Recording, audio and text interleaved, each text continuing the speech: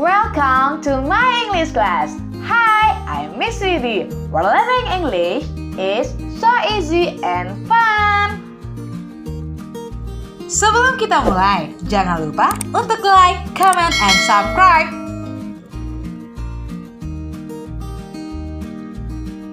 Assalamualaikum warahmatullahi wabarakatuh. Hello my students, how are you today? I hope you are healthy and happy.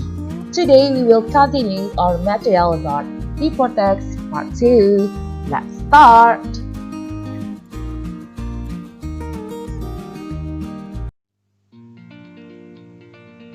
Before we start, do you still remember what we have learned last meeting? Sebelum kita mulai, apakah kamu ingat apa yang kita pelajari di pertemuan sebelumnya? Nah, untuk merefresh kembali memori kalian semuanya, ini ada background knowledge-nya. Yang pertama, report text. Definisi dari report text, masih ingat gak? Oke, ibu ulangi ya. Report text adalah sebuah teks yang menghadirkan informasi tentang suatu hal secara apa adanya. Teks ini adalah sebagai hasil dari observasi dan analisa secara sistematis. Dan dalam report text tersendiri, ada generic structure-nya. There are two generic structures. Yang pertama adalah general classification atau general statement. Biasanya letaknya kalau dia satu paragraf itu di awal kalimat. Kemudian kalau dia lebih dari 2 paragraf, generic structure atau general classification-nya terletak di paragraf pertama. Dan yang selanjutnya kita sebut dengan description. Semoga masih ingat apa yang materi. Kalau belum, nanti silakan cek link di bawah dan lihat kembali materi dari video yang sebelumnya. Jadi apa sih learning goals untuk hari ini? Our learning goals for today, first, I'll tell you about to identify language features of report text. Kita akan mengidentifikasikan struktur kebahasaan dari report text. Kemudian, tips and tricks dari reading comprehensions. Yuk, kita mulai. Language features of report text. Nah, kalau dalam report text, language features yang dipakai adalah simple present tense dan passive voice. Apa sih simple present tense? Ini dia. Simple present tense itu dibagi menjadi 2 tipe. Yang pertama adalah using complement like noun, adjective, adverb, kata benda, kata sifat, dan kata keterangan.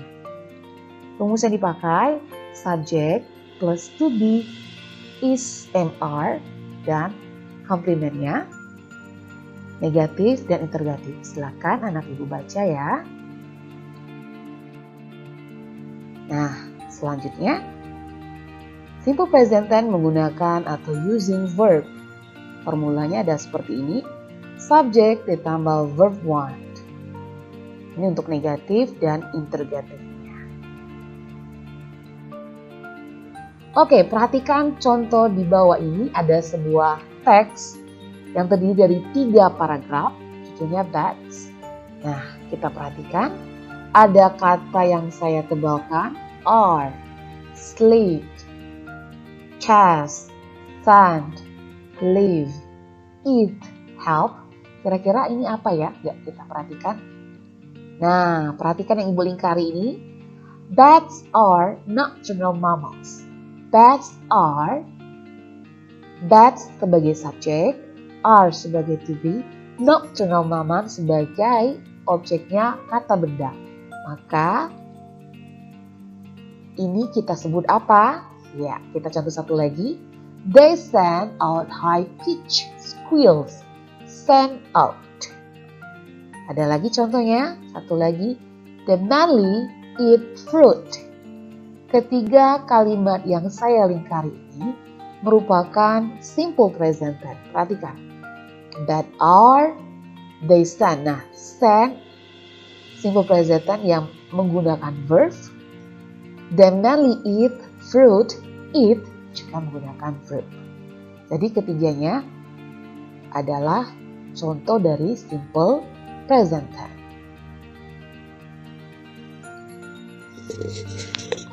Next, passive voice. Masih ingat dengan passive voice? Oke, I will remind you. Pengertiannya adalah kalimat passive voice, kalimat yang merupakan salah satu jenis kalimat pasif atau dalam bahasa Indonesia sering diartikan sebagai kalimat tidak langsung. Bisa jadi bahwa kalimat ini merupakan salah satu bentuk di mana subjeknya menerima aksi. Bukan seseorang yang melakukan aksinya, sehingga ketika kamu ingin menggunakannya, kamu harus tahu bahwa bukan kamulah yang akan melakukan aksi. Rumus dari passive voice, subject plus be plus past participle atau verb 3, kata kerja bentuk ketiga, kemudian menggunakan kata by and agent. Agent di sini adalah pelaku dari tindakan. For example, kalau dalam bentuk active voice, I eat a pear. Saya makan sebuah pear. Kalau kita change, kita ganti ke passive voice, a pear is eaten by me. Jadi, subjeknya dari I berubah menjadi pear, kemudian to be-nya karena dia passive voice dalam bentuk simple present tense menjadi is, ditambah verb 3, eaten, kemudian jangan lupa by me, I berubah menjadi dari pronounnya I berubah menjadi objek menjadi me. Jadi I eat a pear berubah menjadi a pear is eaten by me. Oke, kita lanjut ke teks untuk lebih paham. Perhatikan kata yang ibu circle. Chickens are kept as a farm. Are kept. Are di sini bukan to be, karena dia bertemu dengan kata kerja bentuk ketiga. Jadi diposisikan kalau sebelumnya tadi are-nya bertemu dengan kata benda, maka menggunakan rumus simple present tense. Maka di sini to be-nya bertemu dengan kata kerja bentuk tiga, dari keep menjadi kept. Sehingga ini bukanlah simple present tense tapi menjadi passive voice.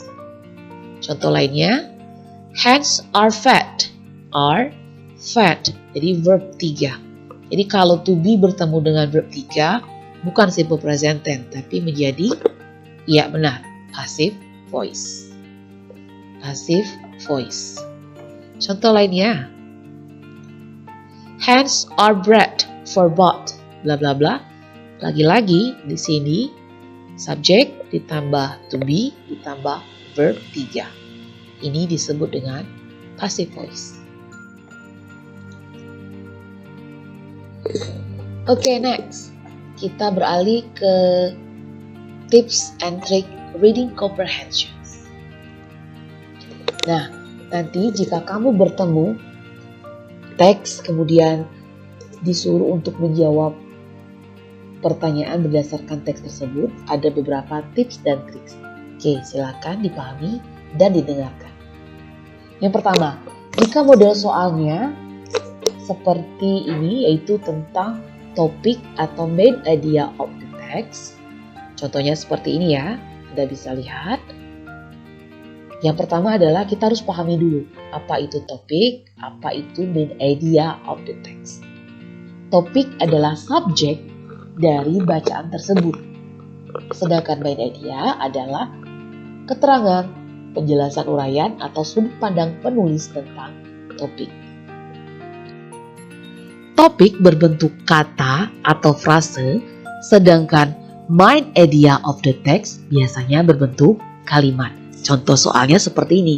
Biasanya beberapa soal yang bentuknya kata-katanya seperti ini, biasanya ini menandakan kalau dia meminta jawaban topik atau main idea of the text. Contohnya, what is the topic of the passage? What is the main idea of the passage? Ingat, kalau dia topik, maka kalian harus bentuk jawaban itu dalam bentuk frase, sedangkan main idea berbentuk kalimat. Selain dari soal seperti ini, terkadang mereka menggantinya, tapi intinya sama saja sih, tentang juga topik atau main idea. Contohnya seperti ini. What does the text tells about? Lagi-lagi itu menceritakan tentang topik, bertanya tentang topik dari teks tersebut. Atau seperti ini. The text mainly discuss about. The text focus on the information about. Jadi kalau kamu bertemu dengan kalimat-kalimat ini menunjukkan kalau dia meminta jawaban tentang topik atau main idea of the text. Bagaimana sih tipsnya? Ini dia. Yang pertama, kamu mesti baca kalimat pertama setiap paragraf. Dibaca dan diperhatikan, baca kalimat terakhir dari bacaan, kemudian dirangkum. Dan terakhir sesuaikan dengan pilihan option. A, B, C, D itu disesuaikan dengan teksnya. Semoga membantu, kita lanjutkan. Next, kalau model soalnya seperti Ini menanyakan what is the title of the text, berarti Anda perhatikan judulnya dan terkadang judul tidak ada di soal. Maka bagaimana cara menjawabnya? Sama seperti mencari topik of the text tadi. Yang pertama Anda baca dulu paragraf pertama, kalimat awal dan terakhirnya, kemudian dirangkum. Maka akan mendapat jawaban dari soal what is the title of the text. Okay, we can see it. Nah, berikutnya kalau bertemu contoh soal yang bertanya tentang main idea of the paragraph. Jadi per paragraf, kalau tadi main idea per teks berarti satu teks full. Sedangkan kalau paragraf, teks kan terdiri dari beberapa paragraf. Nah, jadi kalau dia bertanya tentang main idea of the paragraph, kita jawab dan kita cek per paragrafnya. Contoh soalnya seperti ini. What does paragraph tells us about? Nah, ini berarti minta paragrafnya. What does itu minta main idea of the paragraph. What is the main information? Sama, walaupun katanya main information, ini menunjukkan bertanya tentang main idea of the paragraph juga. Paragraph mainly talks about, lagi-lagi sama. Tipsnya bagaimana? Baca kalimat pertama, baca kalimat terakhir, kemudian tentukan yang mana yang paling menggambarkan paragraf tersebut secara general. Selanjutnya cocokkan dengan pilihan jawaban di option yang ada. Oke, kita selanjutnya yang model soal vocabulary. Pertanyaan semacam ini biasanya menanyakan tentang sinonim atau antonim. Sinonim itu adalah persamaan kata atau antonim lawan kata. Contoh pertanyaannya seperti ini. The synonym, antonym, or opposite of the word. Nanti ada kata yang garis bawahi. Biasanya.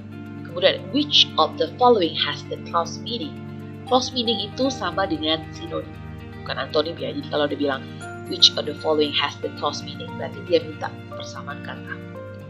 Kemudian, the following have same meaning with word except. Nah, karena dia bilang except, itu berarti pengecualian, yaitu antonim. Tips mengerjakannya, baca pertanyaan dengan teliti, jangan sampai terbalik. Yang ditanya sinonim nanti ada jawab jadi antonim. Kemudian baca kalimat yang mengandung kata yang ditanyakan. Cari petunjuk dalam kalimat tersebut dan satu kalimat sebelum dan sudah kalimat tersebut. Jadi ada satu kalimatnya, cek satu kalimat sebelumnya. Biasanya jawabannya di situ.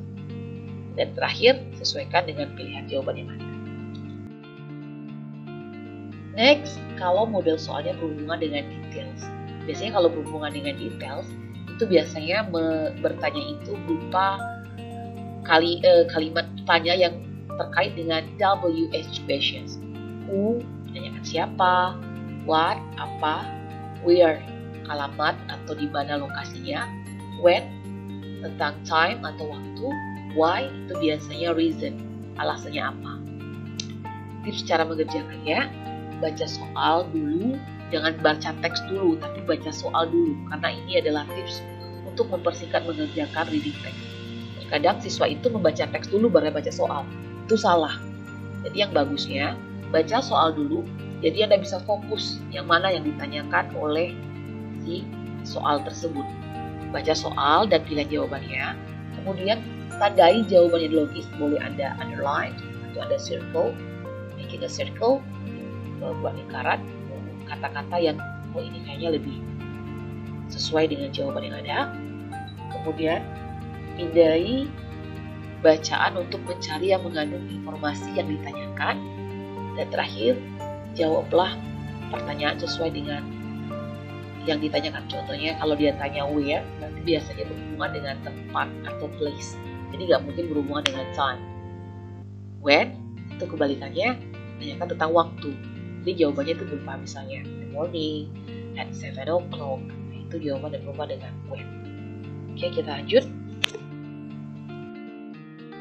Next, kalau model soalnya ada yang menyatakan tentang inference atau menanyakan informasi yang tersirat dalam bacaan, biasanya pertanyaan seperti ini menanyakan tentang kesimpulan atau conclusion dari bacaan tersebut, ataupun bertanya tentang informasi tersirat yang bisa kita dapatkan dari bacaan. Contoh soalnya seperti ini biasanya.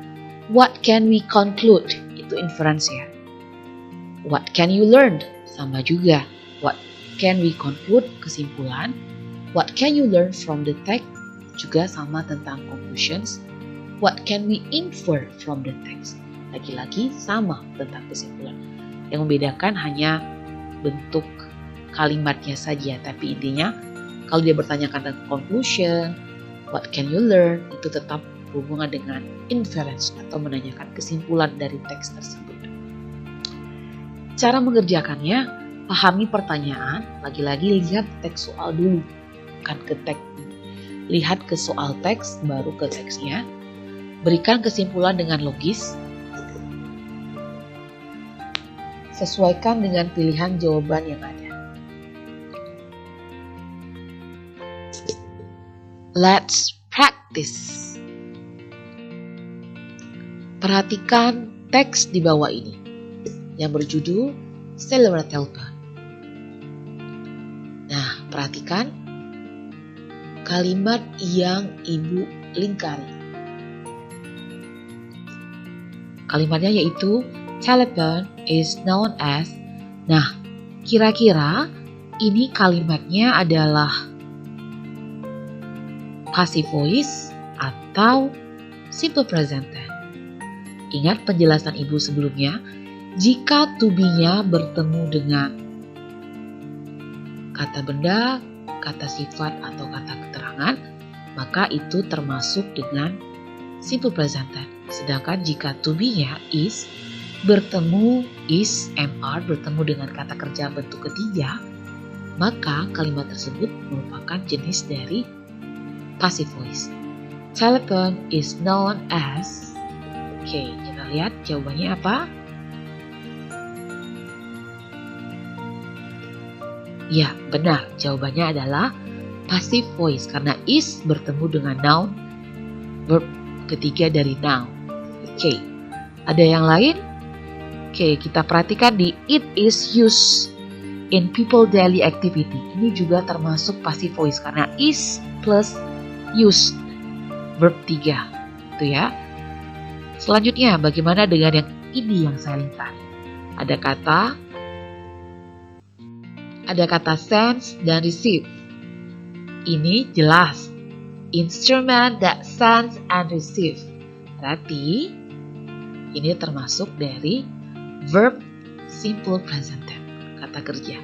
A telephone is an instrument juga termasuk simple present tense karena is-nya bertemu dengan kata benda and instrument. Sudah paham ya? Jadi kalau to be-nya bertemu dengan verb, verb ketiga, maka kita sebut itu sebagai passive voice. Sedangkan kalau is-nya bertemu dengan kata benda and instrument, maka dia termasuk simple present tense. Plus ada lagi kata kerjanya sense and receive. Itu kita sebut sebagai kalimat simple present tense. Lanjut. Nah, sekarang ini contohnya. There are two paragraphs. Soalnya adalah what does the text tell us about? Tadi di penjelasan Ibu sebelumnya, Ibu bilang kalau kalimatnya seperti ini, berarti dia menentukan apa? Ya, benar sekali. Dia menentukan topiknya atau main idea of the text. Kita lihat pilihan jawabannya. What does the text tell us about? Jadi yang pertama Anda baca soal, kemudian baca optionnya. A. The kangaroo, B. Koala, C. The wombat, D. The sugar glider. Nah, cara menjawabnya tadi tipsnya adalah baca kalimat awal dan kalimat terakhir. The sugar glider is a marsupial. Kemudian, it basically lives on trees. It eats leaves and fruit. Kemudian ada lagi di paragraf kedua, however, the Australian sugar glider has a very special skill. Sugar glider. Otomatis jawabannya adalah benar, D, sugar glider. Jadi apa yang sering keluar dari teks tersebut kalau ditanyakan what does the text tell us about, berarti menanyakan topik. Sudah paham ya?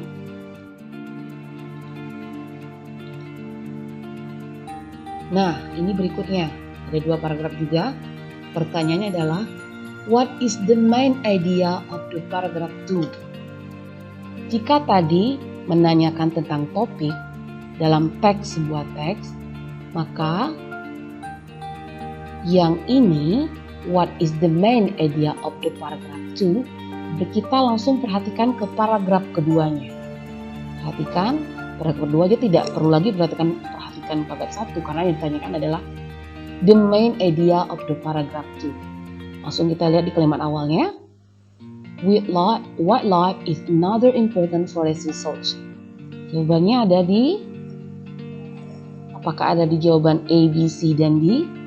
Ya, ada di pilihan D, the important forest resource. Paham ya? Sangat mudah sekali. Nah, sekarang tugas anak-anak Ibu di rumah selama pembelajaran daring ini ada exercise. Tugas yang pertama, worksheet yang pertama, read the following text and underline 4 passive voice. One of them has been done for you. Bacalah teks di bawah ini. Ini teksnya, soal nomor 1. Kemudian underline 4 passive voice. Underline itu seperti apa, Bu? Ini dia. Nah, jadi underline itu maksudnya adalah digaris bawahi yang kalimatnya menunjukkan passive voice. Satu contoh sudah saya tuliskan di sini seperti ini. Some TV show are tape. Nah, sisanya ketiga passive voice yang lain silakan Anda cari. Jadi dikerjakan. Nanti dicatat soalnya, kemudian tinggal Anda garis bawahi saja jawabannya. Sungguh sangat mudah. Di soal nomor 2, sama perintahnya. Silakan juga anak-anak Ibu mencari yang mana passive voice, kemudian silakan digaris bawahi. Oke, worksheet yang kedua. Read the following text and circle simple present tense. One of them has been done for you. Nah, tugasnya adalah melingkari kalimat yang berhubungan dengan simple present tense. Yang satunya sudah saya berikan contoh. An elephant looks very clumsy. Jadi kamu lingkari. Ada 3 paragraf di teks ini. 1, 2, 3. Anda cari paragraf 1, paragraf 2, dan paragraf 3. Dan ditulis soalnya dan jawabannya tinggal dilingkari. Silakan setelah ditulis jawabannya difoto dan kirim ke WhatsApp Ibu.